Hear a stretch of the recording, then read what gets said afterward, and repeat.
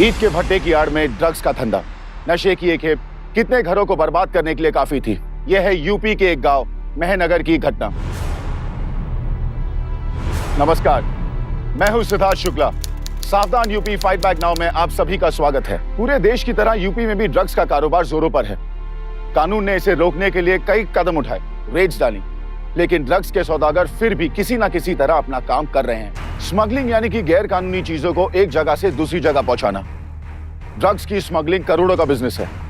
United Nations की world drug report 2011 के मुताबिक दक्षिण एशिया में भारत भी ड्रग ट्रैफिकिंग का हिस्सा है, जहां 2009 से 2011 तक लगभग $1.5 अरब के ड्रग्स का व्यापार हुआ। भारत के राज्यों में ड्रग ट्रैफिकिंग के मामले में यूपी तीसरे नंबर पर आता है। आपने देखा कि किस तरह ईंटों के बीच में ड्रग सप्लाई किए जा रहे थे, और वो भी इतनी चालाकी से। अजीब विडंबना है, ईंट जिससे घर बनते हैं उनमें घर तोड़ने और बर्बाद करने का सामान सप्लाई किया जा रहा था। आखिर कौन थे ये लोग और कौन होने वाला था इसका शिकार? आइए देखते हैं यूपी की ये दिल दहला देने वाली घटना।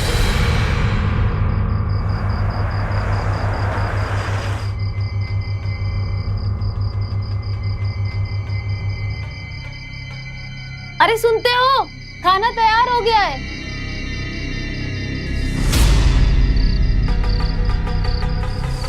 अरे कहाँ चले गए? अभी तो यहीं थे।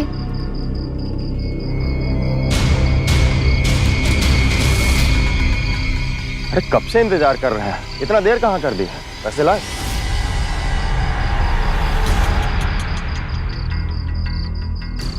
ये क्या दे रहे हो? इतना कम?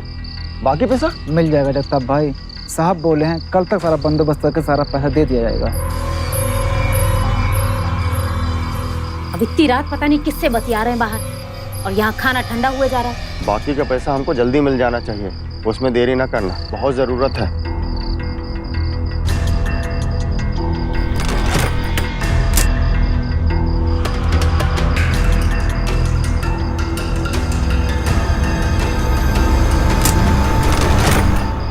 कहाँ चले गए थे और बाहर किससे बतिया रहे थे?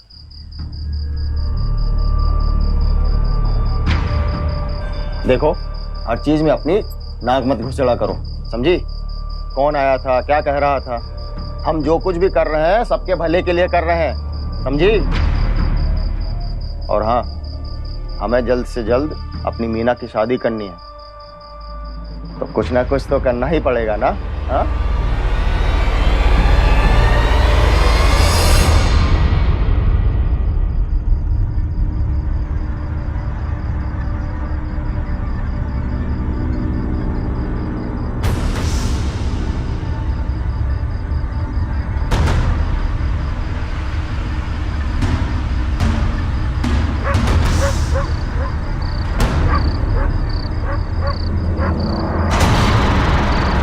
अरे मंगलू, तू यहाँ इस वक्त?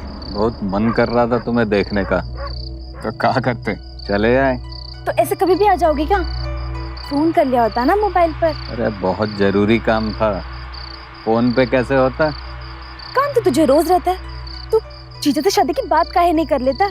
फिर करते रहना रोज काम। अरे शादी तो तेरी हमसे ही होगी मीना, बस थोड़ा सा पैसा और जमा हो जाए, फिर देखना बारात लेके आएंगे।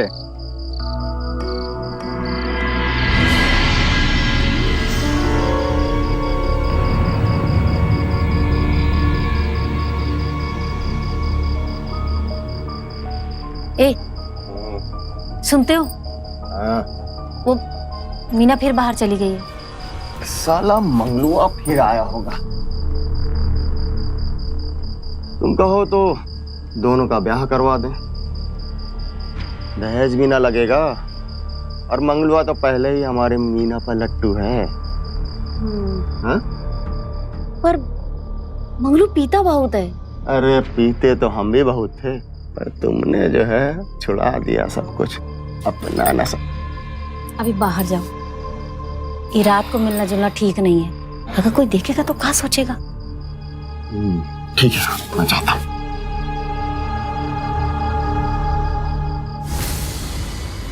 ए मीना, आज रात को क्या कर रही है इसके साथ तू? वो हम चल चुपचाप अंदर चल। और सुन मंगलू, तू मीना से दूर ही रहा कर, क्या बहला फुसला रहा था उसे? अरे मैं काहे फुसलाऊंगा मीना को? मैं तो कहता हूँ ब्याह करवा दो मीना का हमारे से। तो ब्याह पहले हो जाने दे, फिर मेल जोल बढ़ाना, समझा? तुम जैसों को मैं खूब जानता हूँ। पहले लड़की को फंसाओ, मेल जोल बढ़ाओ, उसके बाद शादी में भाग खड़े हो। सुन, आज से शादी तक मीना से मिलने की कोशिश मत करना, समझ में आया तुझे? चल जाए यहाँ से। देख लेना मीना, 1 महीने के भीतर बारात लेके आऊंगा तुम्हें ब्याह के ले जाने के लिए। बस 1 महीना। हाँ, उससे पहले आना भी मत। मीना को बहकाने की कोई जरूरत नहीं है, वो भोली है, हम नहीं, समझा? चल जा यहाँ से, चल, तू भी चल, चल। दोबारा उसके बुलावे पे गई ना तो तेरी खैर नहीं, चल।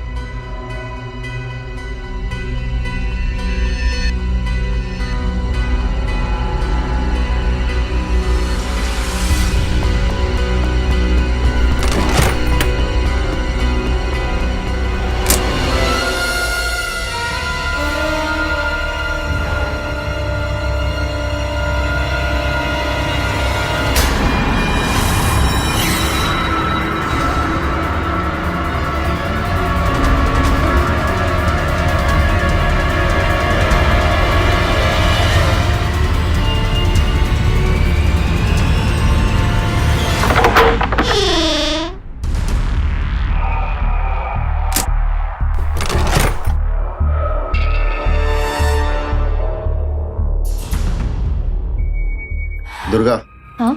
तो एक बार हाँ कर दे, दोनों का ब्याह करवा देते हैं 1 महीने में।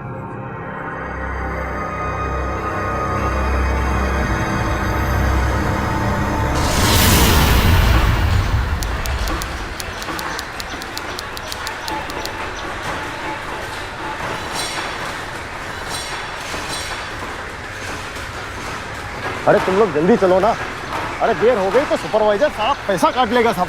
अरे उनको तो पैसा काटने का कोनो बहाना चाहिए बस। आप जाओ, हम और मीना ईंटें लगा के आते हैं। ठीक है, तुम लोग जाओ, मैं भी जाता हूँ।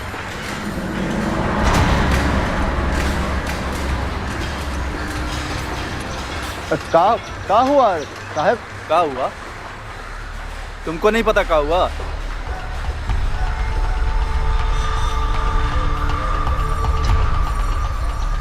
का जगताप, क्या हो रहा है ये सब? ये तुम हमसे पूछ रहे हो? जगताप, पैसे कमाने के और भी रास्ते हैं तुम्हारे लिए, लेकिन हमारे सामने आने की भूल मत करना। साहब, हम समझ नहीं पा रहे हैं कि आप क्या कह रहे हो। हमें उल्लू समझ रखा है क्या जगताप? और हम जो कह रहे हैं ना, वो तुम खूब समझ रहे हो। हमारी नजर तुम्हारे ऊपर है जगताप, और जिस दिन पकड़ लिया ना, उस दिन आखिरी दिन होगा तुम लोगों का इस भट्टे पर। क्या बात हुई? अरे कुछ नहीं हुआ, तुम जाओ दोनों लोग, अपना काम करो जाकर, जाओ। जगताप, अपनी घरवाली को नहीं बताएगा कि क्या काम कर रहे हो तुम लोग आजकल? जाओ।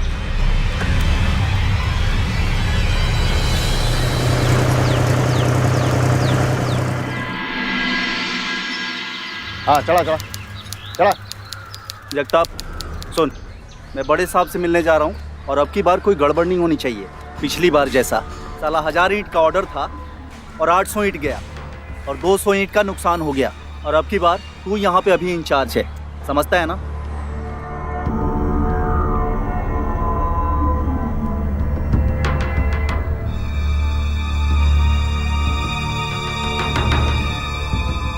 अब की बार कोई गड़बड़ नहीं होनी चाहिए, जगताप सुन ले। और अब की बार अगर कुछ भी हुआ ना गड़बड़, तो मैं छोड़ूंगा नहीं, समझता है ना?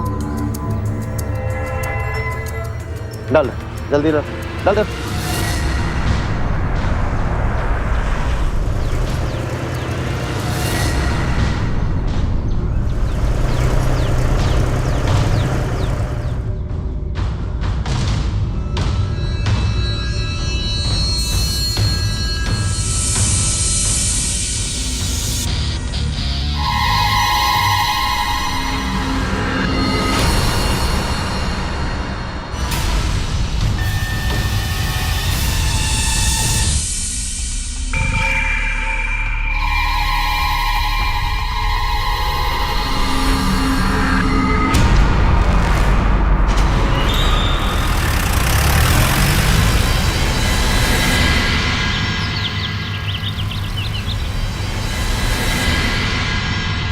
देव,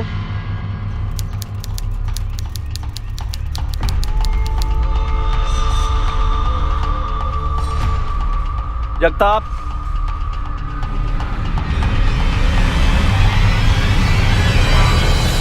ठीक है, फिर से आपने पैसा काट लिया। अब क्या हुआ? साहब, हमको हमारा पूरा पैसा चाहिए। 150 ईंट फिर से कम था, उसी का पैसा काटा है तुम्हारी मजूरी से, और वो ईंट तूने ही गायब किया है। इसमें हमारी क्या गलती है? साहब, जरूर कोई रास्ते में ईंट निकाल लेता होगा।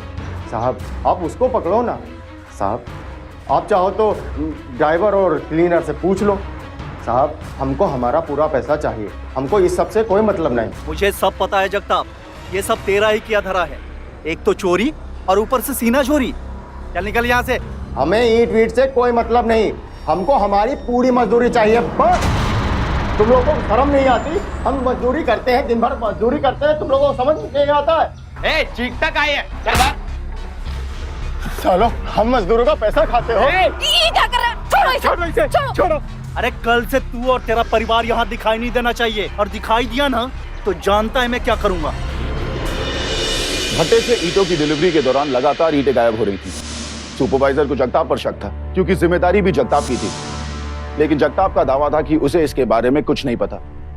आखिर ईंटों के गायब होने का राज क्या था? सुपरवाइजर ने जगताप की मजदूरी से पैसे काटे और उसके गुंडों ने उसके साथ मार पिटाई की। उनकी ताकत के सामने जगताप लाचार था।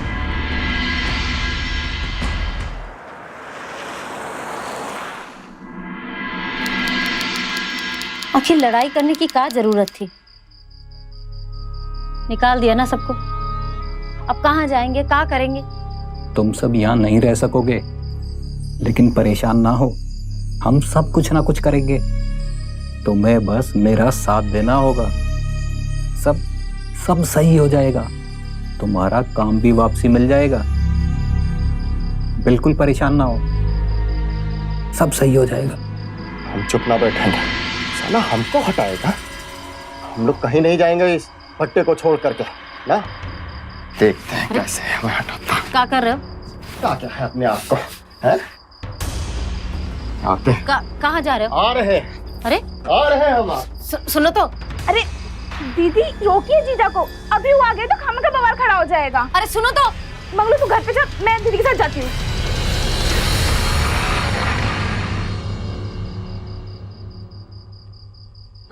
हमें बड़े साहब से मिलना है, अंदर जाने दो हमें। अबे पागल है क्या?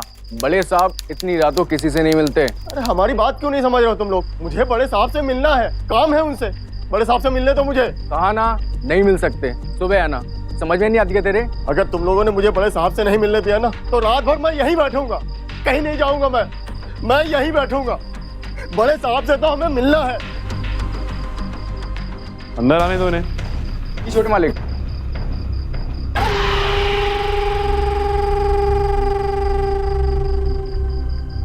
साहब, कुछ तो करिए हमारे लिए। हमारे साथ बड़ा अन्याय हो रहा है। मैं इसमें कुछ नहीं कर सकता। ये सब मेरा सुपरवाइजर देखता है, और तू इस बात के लिए मेरे पास आ गया। हिम्मत कैसे हुई तेरी इतनी रात में मुझे परेशान करने की? अरे आप कैसी बातें कर रहे हो? आप तो सरकार है ना, आप तो कुछ भी कर सकते हो। तो चुप। क्या नाम है तेरा? सरकार मीना। मीना? साहब, ये तो बच्ची है, आप हमसे बात करो ना। साले तू मुझे समझाएगा? मैं जिससे चाहूंगा उससे बात करूंगा, समझा? चल दफा हो यहां से। हाँ, मीना रुक सकती है।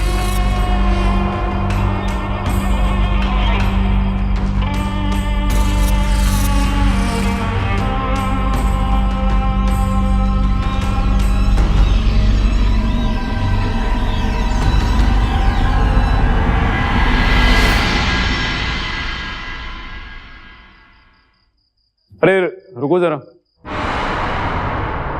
जी छोटे सरकार। देखिए, इस वक्त बड़े भाई साहब से बात करने का कोई मतलब नहीं है। जैसे ही उनका मूड बदलेगा तो मैं खुद बात कर लूंगा तुम्हारे लिए।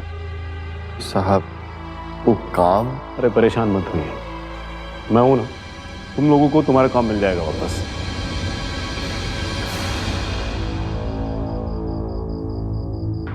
ठीक है? और हाँ, ये कुछ पैसे रख लीजिए, ये सब तुम लोगों के लिए काम आएंगे। थैंक यू साहब। अरे भाई वाह, अंग्रेजी भी आती है। चले चल। हाँ? अब यहाँ बड़े साहब यानी कि आर्यवीर चौधरी की नजर मीना पर थी, जहां पैसे और ताकत के नशे में सब चूर थे। वहीं ईंट के भट्टे में गैर कानूनी काम चुपचाप जारी था। गैर कानूनी धंधे में धोखा तो लाजमी हो जाता है। अपराध, धोखा और दुश्मनी हमेशा एक साथ चलते हैं। तो यहाँ कौन किसको धोखा दे रहा था और चोरी की गई ईंटों से किस अपराध की इमारत बन रही थी?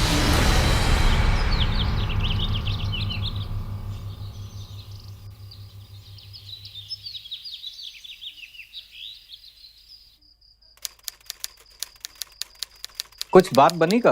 अरे आओ होने वाले जमाई राजा, आओ हमारे साथ बैठ करके खाना खाओ। और सुनो, तुम्हें कोई चिंता करने की बात नहीं है, सारा मामला निपट गया है। बड़े साहब ने हमें अब काम पर भी बुला लिया है। साले मेरी शिकायत करता है बड़े साहब से। साले तेरी हिम्मत कैसे हुई हवेली में जाने की? देख अब साले मैं तेरी जिंदगी यहाँ नरक बना दूंगा।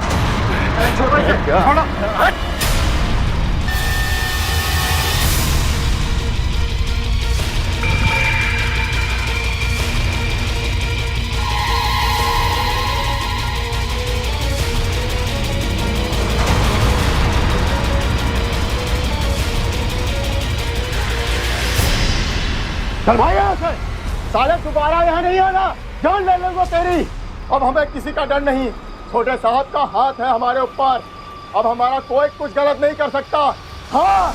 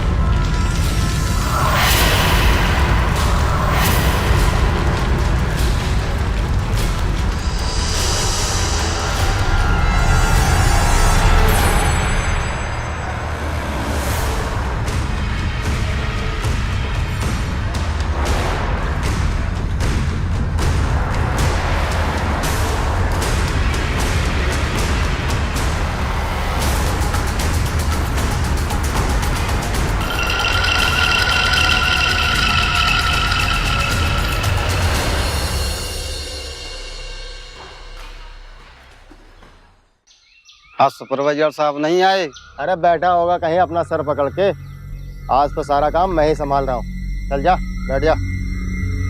अरे ले जाओ।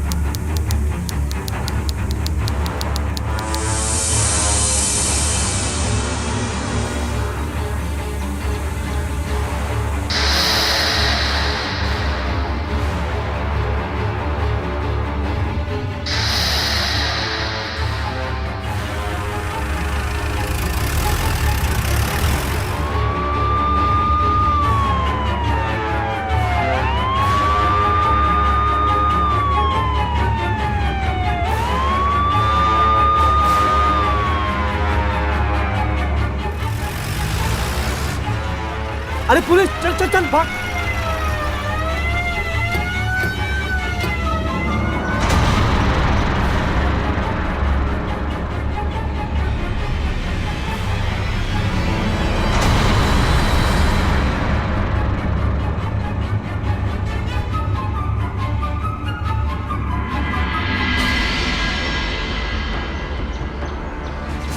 साहब, ईंट की भट्टी में खून करके भाग रहा था। गाड़ी में ड्रग्स भी है। अच्छा, इसलिए इसने उस आदमी का खून किया है और उस आदमी को जरूर इसकी हरकतों का पता चल गया होगा। खून? साहब किसका खून? कैसा खून? अरे साहब हमने कुछ नहीं किया है, हमें तो कुछ नहीं मालूम था, हम तो सिर्फ बैठ के पीछे आ रहे थे, हमने कुछ नहीं किया है। कुछ नहीं किया? कुछ नहीं किया मतलब समझते हो? साले एक आदमी का खून करके ट्रैक्टर में भाग रहा था, ड्रग की स्मगलिंग करता है और बोलता है मैंने कुछ नहीं किया। इतना काफी है तुझे ले जाने के लिए? बोलता है मैंने कुछ नहीं किया, कुछ नहीं किया। साहब आपसे जरूर कोई चूक हो रही है, हमने कुछ नहीं किया है। हम ये जानना चाहते थे 200 ईंटा 150 ईंटा हर बार जो कम हो जाते हैं वो कैसे कम होते हैं, बस हम वही पीछा कर रहे थे। वो ड्रग और के बारे में हमको बिल्कुल नहीं मालूम है साहब, हमने कुछ नहीं किया है, हम सिर्फ यही जानना चाहते थे साहब। चलो ले चलो इसे। साहब साहब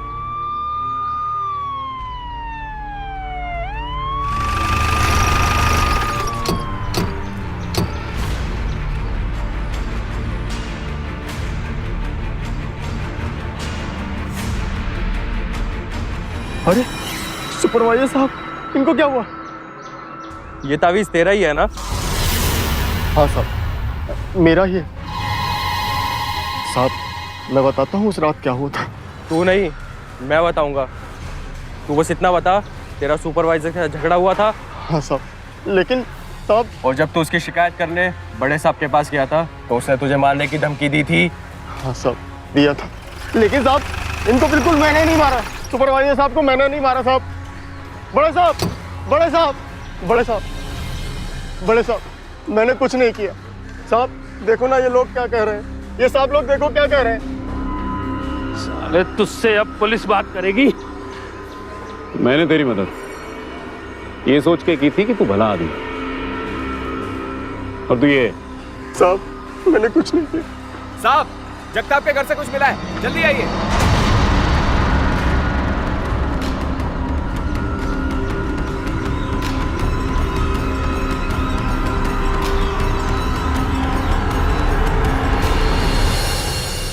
सर घर के पीछे से ईंट बनाने वाला और अंदर से कैश मिला है। अरे इतने सारे पैसे कहाँ से आए? जब मैंने देखे थे तो इतने सारे नहीं थे। इतने सारे पैसे कहाँ से आए? क्या किए तुम, बोलो? इतने सारे पैसे कहाँ से लाए? अरे तुमको बताए थे ना, खेत बेच के मिले थे पैसे।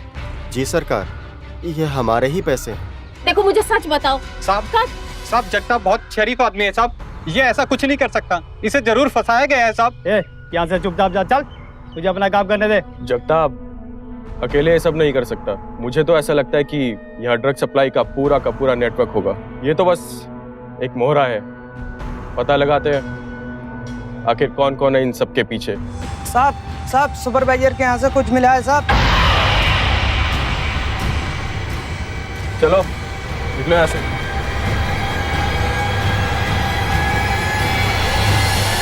सर घर के अंदर से ड्रग्स और कुछ पैसे मिले हैं।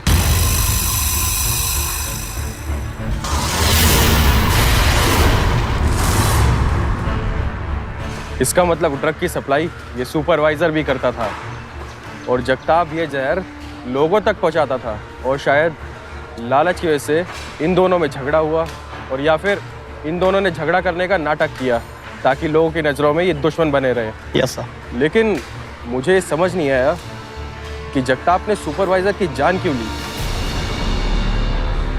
एनीवेज जो भी हो, सच सबके सामने आ जाएगा।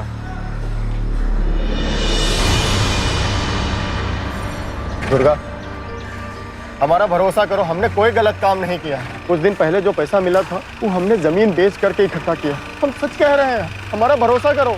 दुर्गा दुर्गा ले जाओ साहब। दुर्गा हमारा भरोसा करो, हम सच कह रहे हैं। दुर्गा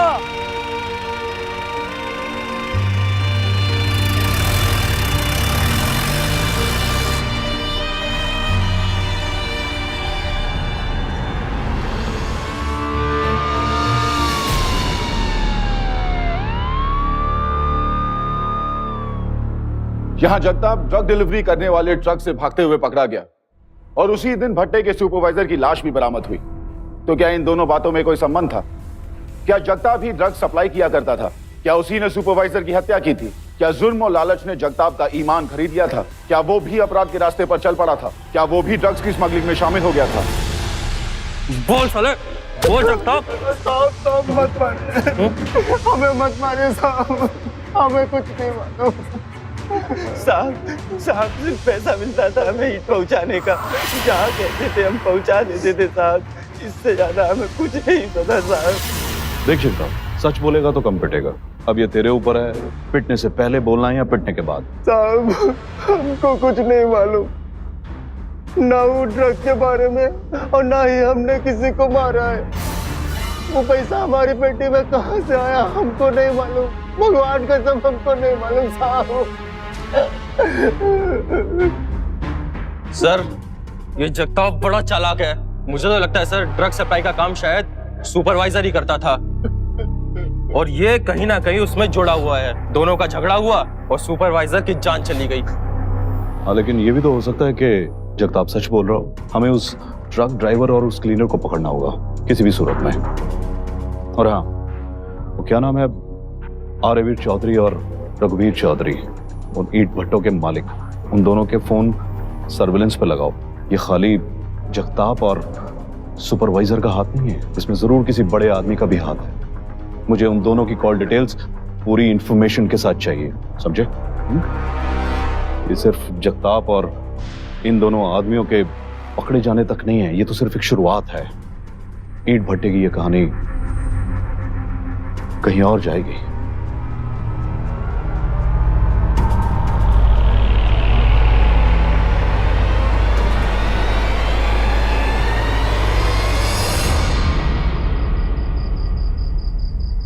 मीना खाना खा ले। नहीं दीदी, हम नहीं खा पाएंगे। ठीक है, फेंकने से अच्छा है मैं मंगलू को ही दे आती हूँ।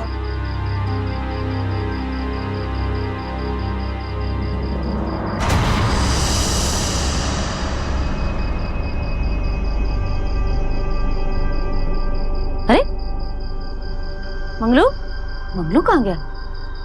अरे सारा पैसा पुलिस वालों ने जब्त कर लिया है। जगताप और सुपरवाइजर को तो ठिकाने लगा दिया, पर बहुत भारी नुकसान हो गया है। हमें नहीं मालूम, हमें हमारा पैसा वापस चाहिए बस। अरे हाँ मालूम है फोन नहीं करना, पर अब हम क्या करें? हाँ ठीक है, अब आप ही देख लीजिएगा।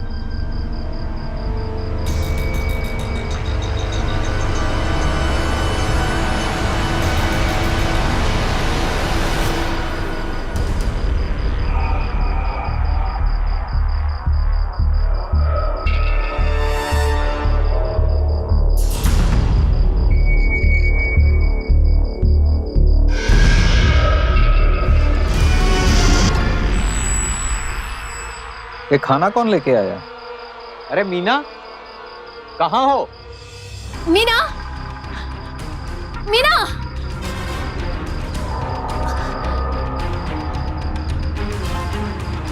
मुझे अभी पुलिस के पास जाना पड़ेगा।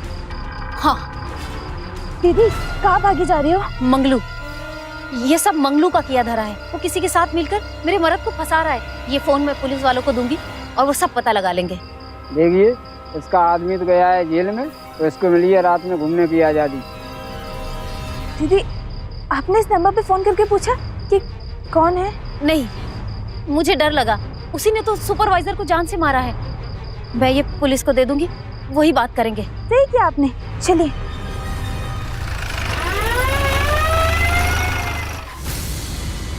क्या तुमने इसी फोन से मंगलू को बात करते हुए सुना था? दीदी, आते वक्त हमारे पैर में चोट लग गई थी, तो हम इसे साफ कर आते। हाँ साहब, मैंने मंगलू को इसी से बात करते सुना था। मैं ये फोन लेकर के सीधा आपके पास चली आई। ये देखो, किसका नंबर है, ट्रेस करो, पता करो किसका नंबर है। ये नंबर तो बड़े साहब यानी आर्यवीर चौधरी का है सर। सर इस नंबर को तो हमने ट्रेस भी करवाया है, रिपोर्ट्स भी आती होंगी। आर्यवीर चौधरी को अरेस्ट करके लाओ, और हाँ मंगलू को भी पकड़ के लाना। Okay sir. साहब, मंगलू को फोन बड़े साहब ने किया था। वो दोनों मिले हुए हैं, मेरे मर्द को फंसा रहे हैं साहब। अब वो छूट जाएगा ना? हाँ।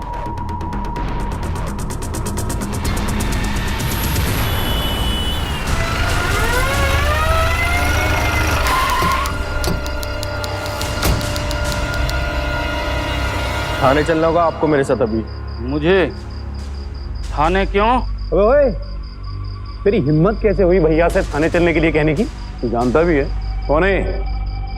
पुलिस को अपना काम करने के लिए हिम्मत तो चाहिए ना छोटे साहब। आप भी चलिए, पूछताछ करनी है आप लोगों से। थाने ले चलता है? तुम सबकी नौकरी खा जाऊंगा सालो। चुपचाप चलोगे?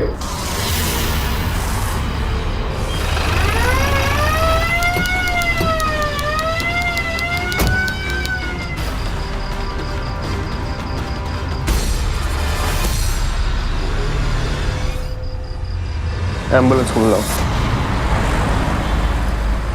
मेरे वकील को बुलाओ, वो मुझे लेकर जाएगा, फिर मैं देख लूंगा तुम सबको। बुलाओ मेरे वकील को।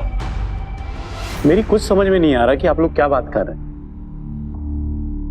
मैं यहाँ सिर्फ अकाउंटेंट हूँ और इतने दिन से मैंने गलत तरीके से आते हुए कोई भी पैसा नहीं देखा और ना ही मुझे किसी प्रकार का कोई शक हुआ।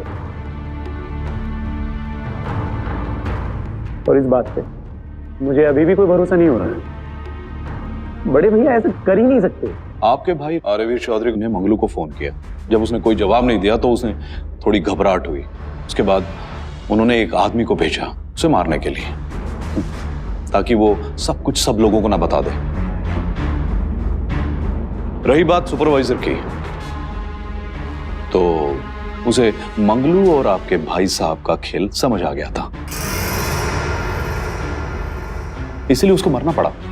और मंगलू ने इतनी सफाई के साथ उस आदमी की लाश को ठिकाने लगाया और उसका सारा का सारा सबूत जगताप के सिर मर दिया, क्योंकि कुछ दिन पहले ही जगताप और सुपरवाइजर का झगड़ा भी हुआ था। और तो और उसने जगताप के घर में उसकी पेटी में पैसे तक रख दिए और उसका तावीज उस सुपरवाइजर को तक दे दिया। लेकिन यह काम अकेले मंगलू नहीं कर सकता था, उसके बाद कोई ना कोई ऐसा आदमी जरूर था जो काफी बड़े और रसूख वाला था। और आपको मालूम है कौन था वो आदमी?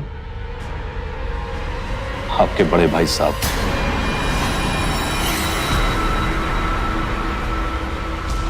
मुझे कभी नहीं पता चला इन सब चीजों में। हम एक साथ रहते हैं और वो ये सब करते रहे और मुझे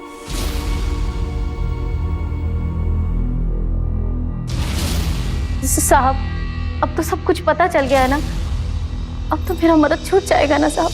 हाँ, उसे आगे की इंक्वायरी के लिए हमने शहर भेजा है। जैसी पूरी होगी हम उसे छोड़ देंगे। तुम एक काम करना, कल आकर के ले जाना। हे मैया, तुम्हारी बदौलत आज हमारा मर्द निर्दोष साबित हुआ है। नहीं तो सब उसको फंसा ही रहे थे। हमारा मर्द वापिस आ जाए तो हम तो का चुनरी चढ़ाएंगे मैया, तो का चुनरी चढ़ाएंगे।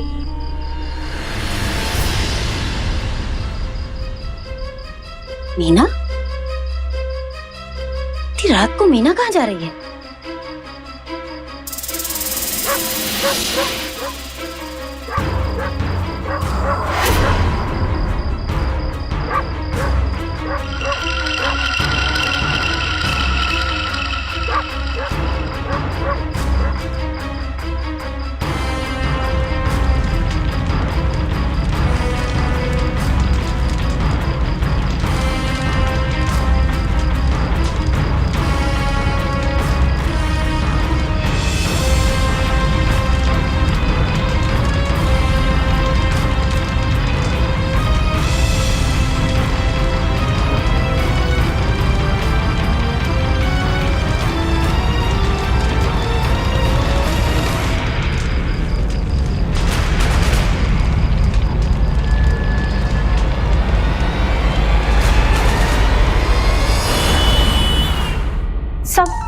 सब हमको कुछ समझ में नहीं आ रहा है। हमको कुछ समझ में नहीं आ रहा है। हम जब मंगलू के झोपड़े से निकल के सीधा यहाँ आ रहे थे तो रास्ते में हमको मीना मिली, पर वो दूसरा कपड़ा पहने थी। लेकिन ये खून का निशान किसका है और मीना के कपड़ों पर कैसे लगा? मंगलू के गले पर घाव था। उसका ये घाव सामने से छुरा लगने से हुआ है। जिसने भी ये काम किया है उसके कपड़ों पर खून लगा होना चाहिए, और अगर मीना ने किया है तो उसके भी कपड़ों पर ये खून लगा होना चाहिए। इसका मतलब तो ये है कि उसने मंगलू का कत्ल किया और उसके बाद अपने कपड़े चेंज कर लिए। इसका मतलब है मीना। एक बात बताओ मुझे कि तुम जब इधर आ रही थी तो मीना तुम्हें मिली थी? कुछ घबराई हुई या कुछ तुमने कुछ देखा हो, कुछ अलग हरकत आम दिनों से हटके? हाँ। अरे दीदी, इतनी रात को कहाँ जा रही हो? मंगलू, ये सब मंगलू का किया धरा है। वो किसी के साथ मिलकर मेरे मर्द को फंसा रहा है। हाँ साहब, उस समय वो बहुत घबराई हुई थी और उसने हाथ में पीछे कुछ छुपा रखा था साहब। शायद वो मुझे मारने आई थी, लेकिन तभी वहां कुछ मजदूर आ गए और भीड़ के कारण शायद उसने अपना इरादा बदल दिया और फिर वो हमें यहाँ आने से तो रोक नहीं सकती थी, तो वो फिर मेरे साथ आई। अच्छा, एक बात बताओ कि जब मैं तुमसे कुछ पूछताछ कर रहा था तब वो कहाँ गई थी? वो कह रही थी ना तब कि उसके पैर में चोट लगी रही, वो साफ करने गई।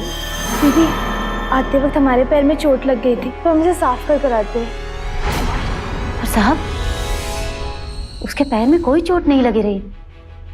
इसका मतलब है जब वो यहाँ से गई थी तो आर्यवीर चौधरी ने मंगलू के फोन पर कॉल किया और इतने में कुछ ना कुछ हुआ, लेकिन क्या, ये नहीं समझ आ रहा।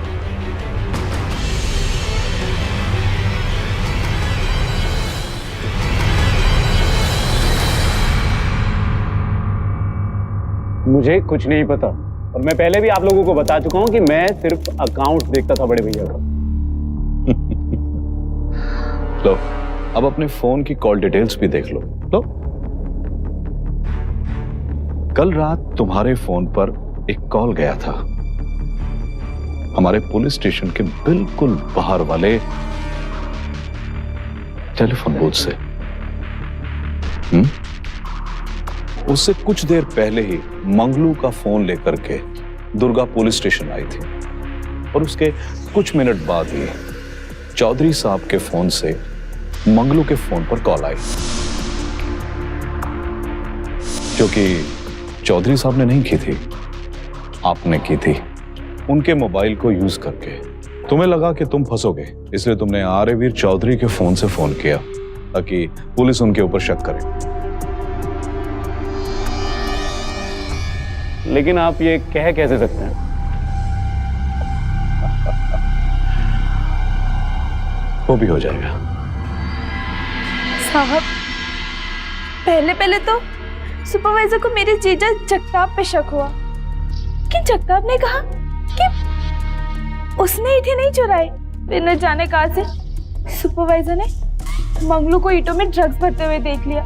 तब उन्हें पता चल गया कि इन सबके पीछे मैं और मंगलू है, इसलिए मंगलू ने सुपरवाइजर को मार दिया और सब कुछ जगताप के माथे मार दिया।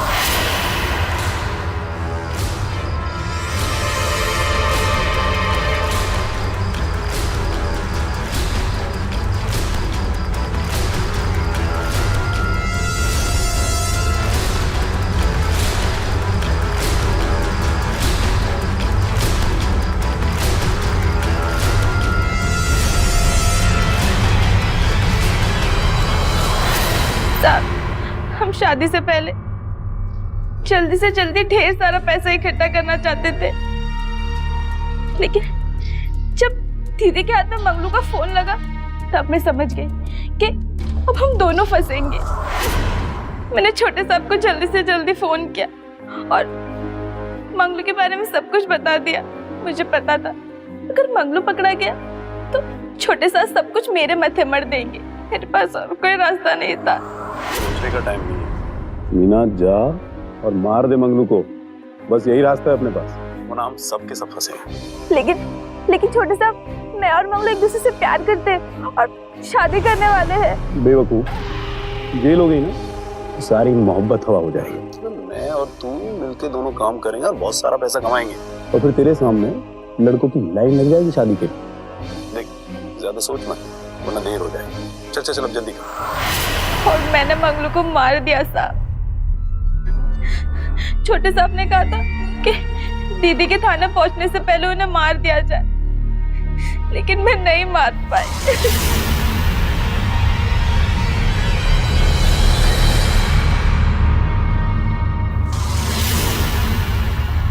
फिर यहाँ आके मैंने बाहर से छोटे साहब को फोन किया।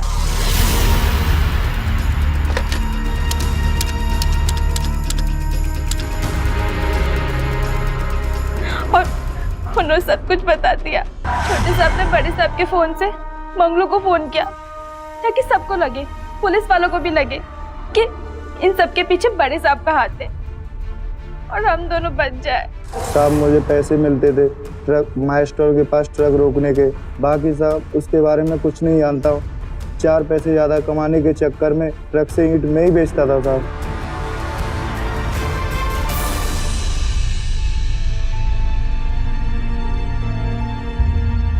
तुम आ गए, अब कुछ नहीं होगा। मैंने कहा था ना तुमसे कि मैंने कुछ नहीं किया, मैं बेकसूर हूँ। मीना और मंगलू ने सिर्फ कानून को ही नहीं बल्कि अपने परिवार को भी धोखा दिया। एक अपराधी जब अपराध करते वक्त पकड़ा जाता है तो वो बेगुनाहों को फंसाने से भी नहीं हिचकिचाता, और एक अपराध को छुपाने के लिए वो दूसरा अपराध करता है। इन लोगों ने अपने फायदे के लिए अपने ही नहीं बल्कि कई और परिवारों को नशे के जहर से बर्बाद किया। ड्रग्स आज हमारे देश के कई नौजवानों को बर्बाद कर रहा है। एक बार लगी लत इंसान को नकारा बना देती है और इसकी चाह उससे कोई भी अपराध करवा सकती है। ड्रग्स और उसके कारोबारियों को रोकने के लिए सख्त कानून है। अपराध के कई रंग हैं और उसके करने के कई तरीके, और ये तब तक नहीं रुकेंगे जब तक हम सब इसके खिलाफ खड़े नहीं होंगे। जरूरत है जुर्म को मुंह तोड़ जवाब देने की और उन्हें कानून के हवाले करने की, और हमें ये आज और अभी करना होगा, क्योंकि अभी नहीं तो कभी नहीं। अगले एपिसोड में फिर मिलेंगे यूपी में जुर्म से मुकाबला करते हुए एक और सच्ची घटना के साथ। तब तक सावधान यूपी, फाइट बैक नाउ। तो सावधान इंडिया।